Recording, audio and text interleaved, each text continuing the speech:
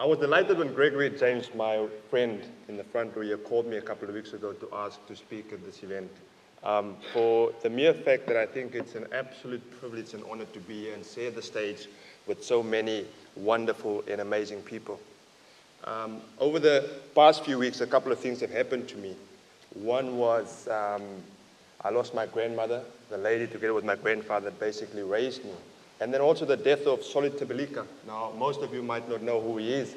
I played with Solly for the Springboks as well as for the Lions. And he suffered quite a horrific death. But I was at his memorial service, and one thing struck me, and I realized that that could have so easily been me. Now, what was the difference? And the reason why I thought that could have been me, I think that's the reason why I have to go back to the beginning. And the beginning for me really was that year in grade 5, back still standard 3, I get confused with the grades and the standards. So standard 3 as an 11-year-old boy or 10-year-old boy sitting there in the classroom. And the teacher walked into class, and I won't mention a few names, but just forget about the names. They sort of remind me of the stories over the years. And the teacher, Mr. Wallace, came into the classroom, and he asked a question. He said, "What would you want to become one day?" So my surname being W, we went alphabetically, so ultimately, eventually, it got to me. So today, I don't know what any of the other guys said, but I got up and I said to him, and this was influenced by my childhood hero, Frankie Fredericks, at the time. And I said, I want to be an Olympic gold medalist. So it wasn't really that funny because I was brilliant at athletics. I was phenomenal. I was a high jumper, I was a long jumper, I was a sprinter, and I just have the gift of sport. And I realized that since a very early age, I was academically challenged. And sport-wise, I was gifted.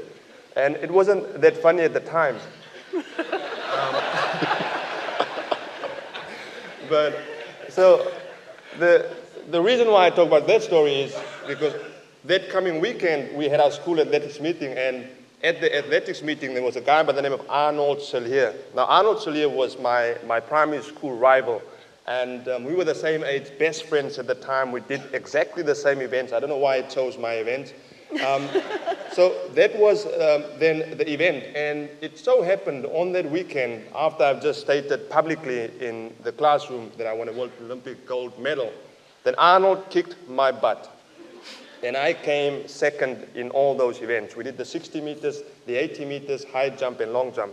And that was also nothing, but the Monday, in the classroom, Mr. Wallace came in, we were all sitting, and we said our prayers and everything, sitting down, so he's turning around and writing the date on the board. And when he looked back, there was a guy in the class, and his name was Nico. Nico was sitting like this with his hand up. Now, Nico is as insignificant as a fart in the wind. His only significance his only relevance in the story is because I call it the Nico syndrome. And as sports people and people in general, I think we all have, or we all encounter a Nico one way or another in our lives. Nico said, "Sir, I feel it's extremely disturbing that here's a gentleman in this classroom that claimed that he's going to win an Olympic gold medal.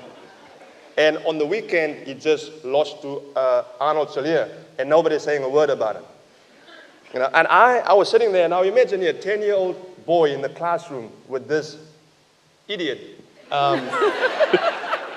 who was really insignificant, giving his opinion.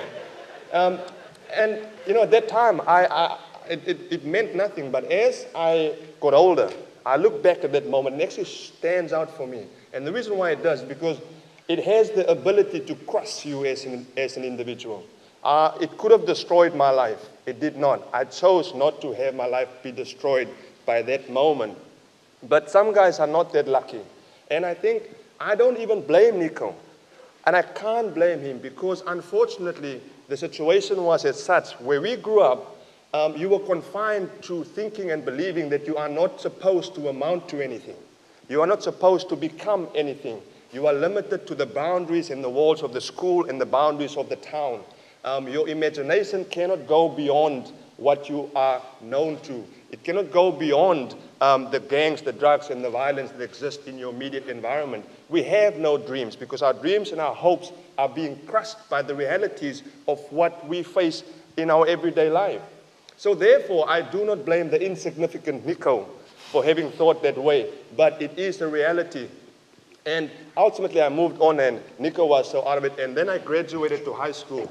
And now I've just skipped my entire primary school focusing on Nico. But going into high school and graduating, going to high school, I met my first ever mentor in my schooling career, a gentleman by the name of Andre De Bruin. Andre De Bruin was a teacher in my English. He was my English teacher and also the coach at high school. When I got to grade 8, standard 6, I had already established myself as a sportsman, a wonderful, gifted sportsman, and a great rugby player. And there I was taken in by Andre into his class and also into the rugby squad. Andre soon realized that I'm a special case and I need a lot of attention, because having grown up fatherless, without a father, not having a mentor, I was bound to fall victim to one of other mischief somewhere along the line. I did, however, perform during the school hours. I was wonderful at the training field, but we had this demon on the side, which is called gangsterism and drugs, that was also opening avenues for me. Now, I think back then I was the exact type of youngster that these guys preyed on. I was without a father. I come from a broken home, was raised by my grandparents who was extremely religious and went to church, and really didn't have enough time to focus on me because there were so many kids in the house. So in daytime, I was this phenomenal athlete, great student, and at nighttime, I was running the streets as a drug dealer and a gangster. Eventually, it led to me becoming my biggest client. That's confusing because I was so hooked on drugs that I couldn't sell them anymore. I was using them too much. And one thing led to another. And I think what was significant for me about that time was the fact that I had a friend, and his name is Dominic. We called him Tupac because he resembled Tupac. And Dominic's story is a phenomenal one because he had the same sporting talent, but he had a tragic ending where at the age of 21, he walked across the street to his girlfriend, who then left him for about a few months. He separated from him because of his lifestyle. And they had a little boy together. And he walked across the street, pulled out a handgun, blew her brains out, then turned the gun on himself. And this is a true story. And there was Kenny. Kenny was a guy I grew up with, the same thing. We were staying in the house. I went to training, believe it or not, the evening. And the next day, a policeman by the name of Linston Manuel came to my house to come and take me in for questioning. The reason for that was 30 minutes after I've left, another gang came and they opened up fire on the house, and they killed Kenny and 2 other gang members in the house where I just left 30 minutes ago. Now, Linston Manuel turned out to be a professional referee. I know there's fellow rugby colleagues of mine in the audience, and they are aware of it. And how funny, because later on in my life, he refereed one of the games that I played in. And then, as that whole story unfolded, I think the fact that my cousin was raped by 4 of my fellow gang members was also something that as a child back then, I didn't really see and understand. But as you get older, or as I got older, the most significant day in my life was the day when Brayton Paulser came to my school. And there I was, 17 years old, playing rugby at the highest level, at the school level at that stage, and really just being a juvenile delinquent, drug addict, drug dealer, and had no future. Sitting at the back of the school hall with this guy, Brayton, who I adored, totally loved at the time, and believed that he was just my hero, came to our school and he addressed us. And afterwards, I was introduced to him by my late rugby coach, Mr. Benjamin, who was a sports coordinator. And he said to Brayton who I was, I've just made the team, the Craven Week team, and unfortunately, I have nothing. So if Brayton wouldn't mind sharing a few things. He said, no need to worry. A few days later, a bag arrived. Now, in the bag was boots, there was training kit, etc., that Brayton then sent, and also he sent a few bucks as well. And I had a raffle, I still recall I had a raffle. And that raffle got money in from that raffle.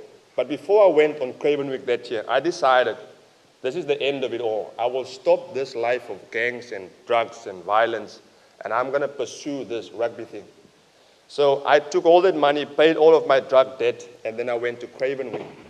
Now, maybe that's nothing, but the beauty about it is that 4 years later, and there's a man in the audience, Dale Santon. In 2003, myself and Dale before I even get there, I joined the Boland Rugby Union at the age of 18 in 1999. And I joined the training camp, and Dale was part of the training camp. And it's funny he's here in the audience because he still remembers me as this boy that came with 2 plastic bags, got out of a taxi with a pair of shorts on and a t-shirt, and all this zombie tattoos, and he called me Nongi. Now, Nongi is Nongoloz for some gangster language, so they'll then call me that. And it's funny how in 2003, there I was, and I made the South African team for the first time, and later on went to the World Cup, myself and Dale being teammates at the time during that World Cup. But what is significant about it is at that time, I replaced none other than Brayton Paulse in the Springbok team. Wow. And wow. Thank you. And the beauty about the whole story is that the following year, 2003, that's now after I've won Player of the Year, Players Player of the Year, Newcomer of the Year, an international award, IRB nominee. You may clap for that as well, please.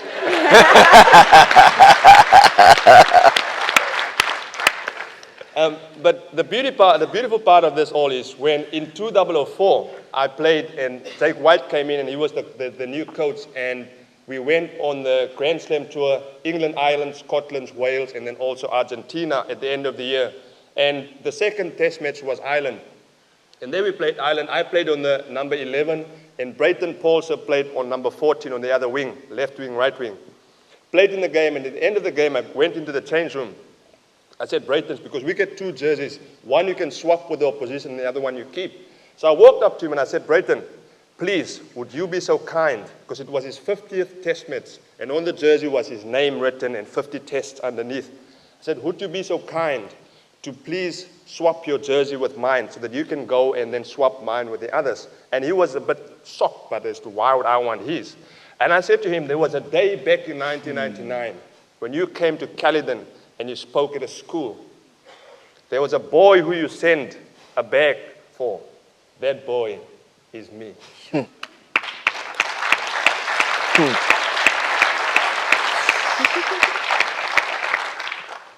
Brayton didn't know it was the same boy standing in front of him. And today, if I look back on my life, I realize that in many ways, I'm no better than most of the names that I've mentioned. It's just that I had better people coming my way. By some stroke of luck, I was on the path where people crossed my way that mattered and that assisted me to become more.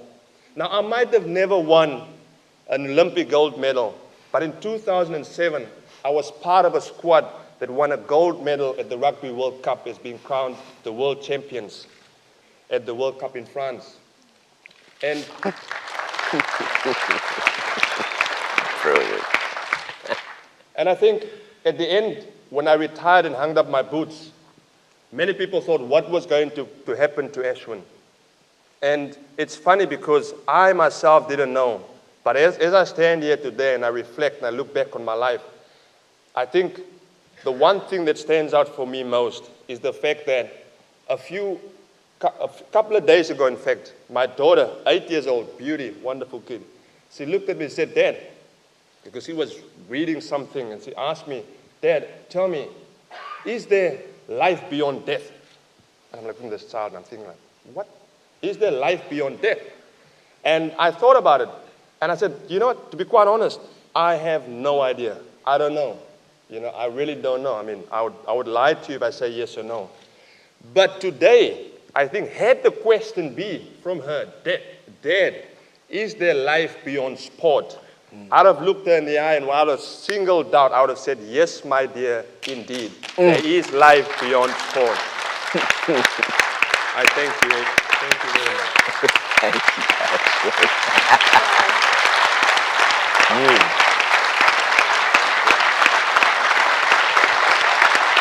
Well done.